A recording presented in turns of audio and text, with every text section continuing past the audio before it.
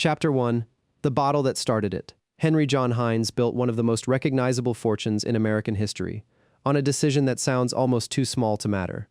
In the 1870s and 1880s, nearly every food company selling bottled condiments packed them in dark tinted glass, because dark glass hid whatever fillers, spoilage, or discoloration had crept into the product over time. Heinz did the opposite. He put his horseradish, his ketchup, and his pickles into clear glass bottles on purpose so customers could see exactly what they were buying before they ever opened the jar. It was a radical bet on transparency in an era when food adulteration was common and mostly hidden from the public, and it worked better than almost anyone expected. Heinz grew the company from a boy selling vegetables out of his mother's garden in Birmingham, Pennsylvania. At the age of 8, into a national empire built on the promise that what you saw on the shelf was exactly what you got at the table.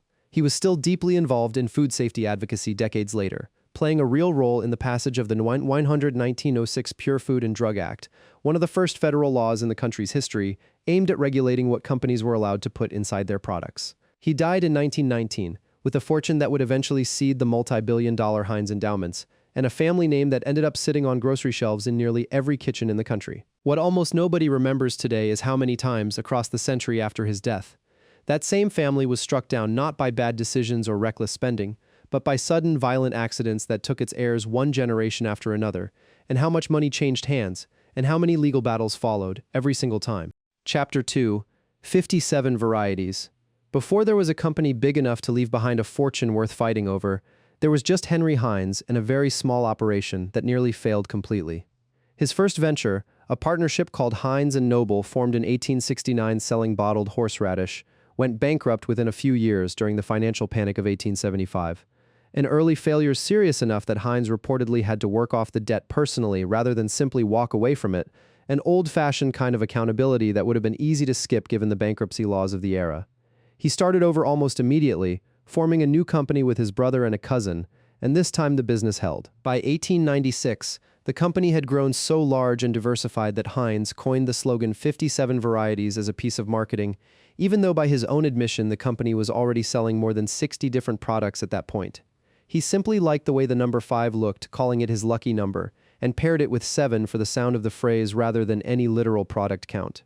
It became one of the most successful advertising slogans in American history, plastered on billboards, delivery wagons, and eventually a massive electric sign in New York City's Herald Square that was, for a time, one of the largest illuminated advertisements anywhere in the world. That single, almost arbitrary marketing decision did as much to build the Heinz name into a household word as any of the food safety advocacy the founder is remembered for today. Chapter 3. A Fortune Built on Careful Hands. Henry Heinz's fortune did not pass down to one chosen son the way Cornelius Vanderbilt's had a generation earlier. It moved through a family that, by most accounts, ran the company with unusual discipline for a Gilded Age dynasty. And that discipline is a large part of why the Heinz name still means something today, while so many of its contemporaries collapsed into nothing. His son Howard Covode Heinz took over as president after his father's death in 1919 and held that position until his own death in 1941, steering the company through the boom years of the 1920s and the crushing years of the Great Depression, without letting the business fracture the way so many founder-era fortunes did the moment a second generation took the wheel. Howard's own path to the company had not been simple either. He had been overseas administering post-war relief efforts in the Balkans on behalf of Herbert Hoover when word reached him that his father had died back home in Pittsburgh, and he came back to run a company that had just lost the man who built it, in the middle of celebrating its 50th anniversary. Howard had 2 sons of his own, Henry John Heinz II, known within the family simply as Jack, and a younger brother named Rust Heinz, and for a while it looked as though the family had produced not one but 2 capable heirs at once. Chapter 4. The Brother Who Never Got the Chance. Rust Heinz was, by every account, the more colorful of Howard's 2 sons. He studied naval architecture at Yale and at the West Lawn Academy of Yacht Design, then abandoned formal study altogether in 1936 to pursue automobile design out in Pasadena, California, financed in part by an aunt willing to bet on his talent. In 1938, he designed and built a single, one-of-a-kind prototype vehicle called the Phantom Corsair, built on a Cord chassis with a 200-horsepower engine, a sleek, futuristic 6-seat car with safety features that were decades ahead of anything else on the road at the time. It even appeared on screen in the Hollywood film The Young and Heart, alongside stars like Paulette Goddard and Douglas Fairbanks Jr. For a moment, Rust Heinz looked like the family member who might carry the Heinz name into an entirely new industry, away from ketchup and pickles altogether, toward automotive design. Then, in July of 1939, at the age of 24, he was killed in a car accident on the Lincoln Highway near Versailles, Pennsylvania. Only one Phantom Corsair was ever built, and it remains, to this day, the only one that will ever exist. The man who designed it never lived to see what became of his own family's fortune in the decades that followed, and the sudden, violent nature of his death set a pattern that would repeat itself, with far larger consequences, more than 50 years later. Chapter 5. Jack Takes the Wheel. With his younger brother gone and his father dead only 2 years after that, it fell entirely to Jack Heinz to run the company through the Second World War and the decades that followed it. By most measures, he did it well. Educated at Yale and at Cambridge in England, Jack had already directed the company's expansion into Australia during the 1930s, building a plant in Richmond, Victoria, that would eventually become the country's largest food processing facility. As president, he pushed the H.J. Heinz Company further into international markets, took the company through a difficult wartime stretch that saw the family even abandon a beachfront Heinz Pier property after a destructive 1944 hurricane, and finally took the company public for the first time in 1946, the same year it posted net profits north of $4 million. Under Jack's leadership, the Heinz name grew from a well-respected American food brand into a genuinely global one, with subsidiaries and manufacturing plants scattered across multiple continents. He avoided the kind of reckless spending and internal family fracturing that had hollowed out so many other Gilded Age fortunes by the middle of the 20th century. And by the time he stepped back from daily leadership, the various Heinz family endowments had grown into an entity worth well over $1 billion, funding charitable causes across Pittsburgh and well beyond it. Jack Heinz died in 1987 at the age of 78, having spent his entire adult life keeping intact the company his grandfather had built from a garden plot in Birmingham, Pennsylvania. His own son, born Henry John Heinz III but known to almost everyone simply as John, had already chosen a very different path, one that would end in the most sudden and violent chapter the family's history had yet produced. Chapter 6. A company that kept rebuilding after its own disasters. It is worth noting that sudden loss was not confined to the Heinz family's personal lives. The company itself absorbed real physical disasters along the way and simply kept operating. In 1898, Heinz had built an elaborate ocean pier in Atlantic City, New Jersey, an advertising landmark that handed out millions of small green pickle-shaped lapel pins to visitors over the following decades, turning the pickle pin into one of the most recognizable promotional items in American advertising history. That pier stood for nearly half a century as a monument to the company's marketing instincts, until a destructive hurricane tore through the Jersey Shore in September of 1944, damaging the structure badly enough that Heinz management chose to abandon the property entirely, rather than rebuild it a second time. The company absorbed the loss and moved on without much disruption to the broader business, because by then Heinz had diversified so widely across food categories and international markets that no single disaster, whether a lost pier on the Atlantic coast or a lost heir on a Pennsylvania highway, was ever enough to threaten the underlying company the way a single bad decision might have threatened a smaller, less diversified fortune. Chapter 7. The Senator. John Heinz did not stay inside the family business the way his father and grandfather had before him. He went into politics instead, winning election to the United States House of Representatives in 1971 and then to the United States Senate in 1976, representing Pennsylvania as a moderate Republican for the rest of his life.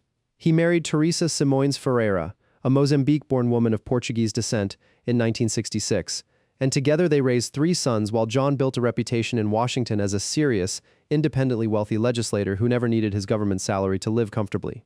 On April 4, 1991, that entire life ended in an instant. John Heinz was flying into Marion, Pennsylvania, aboard a small aircraft when it collided in midair with a helicopter that had been sent up to visually check the plane's landing gear after a warning light suggested a possible mechanical problem. The collision killed Heinz, 5 other passengers and crew members aboard the 2 aircraft, and 2 first-grade children who happened to be on the playground of an elementary school directly below when burning wreckage came down on top of them. Investigators from the National Transportation Safety Board later concluded that errors made by the pilots of both aircraft caused the crash. John Heinz was 52 years old. He left behind a fortune estimated at around $500 million, and a widow who was about to become one of the most closely watched and most litigious heiresses in the country. Chapter 8. What $500 million buys a widow? Teresa Heinz inherited control of the family fortune and the billion-dollar Heinz family endowment structure almost overnight, becoming, by most public estimates, one of the wealthiest women in the United States. She did not simply collect and preserve that money the way a passive heir might have chosen to. She took an unusually active role managing the Heinz philanthropic giving, redirecting significant funding toward environmental research, public health, and lead poisoning prevention, and personally testified before Congress on pension policy in her own right. A resume that journalists later noted exceeded that of many career politicians. But the money did not pass to her without a fight. Teresa filed a wrongful death lawsuit against the corporate owners of both aircraft involved in the collision that killed her husband, naming the helicopter's owner and the plane's owner as defendants who had failed to properly train their flight crews. The case dragged on for years before it was quietly settled in 1997 for $15 million, a settlement that stayed sealed from public view for close to a decade afterward, with $3 million going to Teresa in her capacity as co-executor of the Heinz estate and the remaining $12 million split between her and her 3 sons. When Teresa remarried in 1995, her new husband was a sitting United States Senator from Massachusetts named John Kerry, and the marriage instantly turned her into one of the most financially scrutinized political spouses in the country, since speculation followed both of them for years about whether the Heinz fortune might end up bankrolling a future presidential run. By 2004, when Kerry actually did run for president, journalists were still fighting in court to pry open the sealed settlement records from a plane crash that had happened 13 years earlier, a reminder of just how long money like this keeps generating legal aftershocks, long after the person who originally earned it is gone. Chapter 9. The Next Generation, and the Company That Wasn't Theirs Anymore. Teresa and John Heinz raised 3 sons together, John IV, Andre, and Christopher, all of whom grew up with a share of the family endowment and a seat on the board overseeing it, rather than any meaningful stake in actually running the Ketchup company their family name was still stamped on. That distinction turned out to matter more with each passing decade than it might have a century earlier. In 2013, the H.J. Heinz Company itself was purchased in a deal orchestrated by Warren Buffett's Berkshire Hathaway alongside the investment firm 3G Capital, a transaction worth in the neighborhood of $28 billion including assumed debt, and 2 years later the company was merged with Kraft Foods to form the Kraft Heinz Company. By that point, the Heinz family's direct ownership stake in the business bearing their own name had already thinned dramatically across generations of public stock offerings, estate settlements, and endowment transfers. So the enormous sale price attached to that merger reflected the value of a public corporation spread across millions of shareholders, not a payout headed toward the family whose name was still printed on every bottle. The Heinz sons inherited philanthropic responsibility, a board seat on the family's charitable foundation, and a surname recognized in almost every country on earth, but not a controlling interest in the business that had made that surname famous in the first place. The fortune that remains sits mostly inside the Heinz endowments, a foundation now worth well over $1.5 billion, funding scholarships, arts programs, and environmental research in and around Pittsburgh rather than manufacturing a single jar of ketchup. Chapter 10. A fortune that never collapsed but never stopped bleeding. What makes the Heinz story genuinely different from the more familiar tales of Gilded Age families losing everything to reckless spending is that this fortune never actually collapsed the way the Vanderbilts did. There was no Fifth Avenue mansion torn down for scrap here, no bankrupt heir gambling away the family name across a single card table. Each generation, from Howard through Jack through John, managed the company competently and kept the family endowments growing steadily rather than shrinking. What repeats instead, generation after generation, is not financial failure but sudden violent loss arriving without warning. A 24-year-old car designer killed on a Pennsylvania highway in 1939, a sitting United States senator killed in a midair collision that also took the lives of 2 schoolchildren on the ground in 1991, and a legal system that spent years afterward arguing over exactly how much a life, and the fortune tied to it, was actually worth in a courtroom. The Heinz name survived every one of those losses financially intact. The endowments kept growing. The company kept expanding across new markets, right up until the moment it stopped being a family-run company at all and became one component, however famous, of a much larger public corporation controlled by outside investors. It is a useful reminder that not every great American fortune ends the way the Vanderbilts did, spent down to nothing by heirs who never learned to work for a living. Some fortunes survive their own heirs. They simply do it by outliving them, generation after violent generation, in ways that are considerably harder to plan for in a will than a bad business decision ever could be. Chapter 11. The women who held the family together. It would be a mistake to tell this story only through the men who ran the company, because some of the most durable parts of the Heinz legacy were built by women in the family who never held the title of president at all. Sebastian Mueller, the founder's brother-in-law and a cousin who married into the family, and his wife Elizabeth Heinz Mueller tragically lost all 3 of their own children early in life, and rather than let that grief simply sit inside the family, they redirected a considerable fortune into building Eden Hall Farm, a recreation facility north of Pittsburgh intended specifically for current and former women employees of the Heinz Company, at a time when almost no American corporation offered its female workforce anything resembling a benefit like it.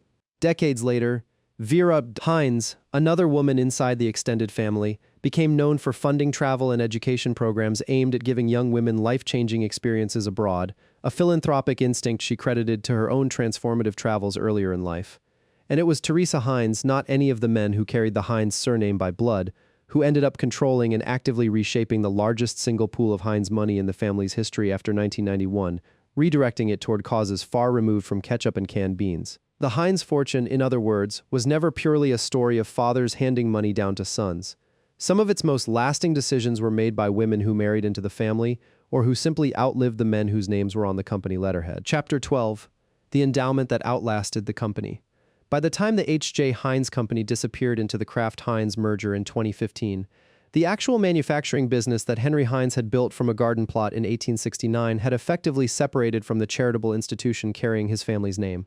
The Heinz endowments, formed by combining separate funds established decades earlier by Howard Heinz and his brother Clifford, had grown by the 21st century into a foundation with assets north of $1.5 billion, entirely independent of whatever happened to the publicly traded food company down the street. That distinction matters enormously when you compare the Heinz story to a family like the Vanderbilts, whose fortune was tied up almost entirely in mansions, yachts, and a railroad business that eventually declined along with American rail travel itself. The Heinz family, by contrast, moved a significant share of its wealth out of the operating company and into a permanent charitable structure well before the company itself was sold to outside investors, which is a large part of why the Heinz name still funds scholarships, environmental research, and arts programs in Pittsburgh today, decades after the family stopped controlling a single share of the actual ketchup business. The company changed hands. The endowment did not. That single structural decision, made generations before anyone could have predicted a Kraft-Heinz merger, is arguably the reason the Heinz name still carries real financial weight today, long after the deaths of Rust Heinz on a Pennsylvania highway in 1939, and John Heinz in the skies above Marion in 1991 could easily have been treated as nothing more than tragic footnotes in a fortune that quietly disappeared along with them.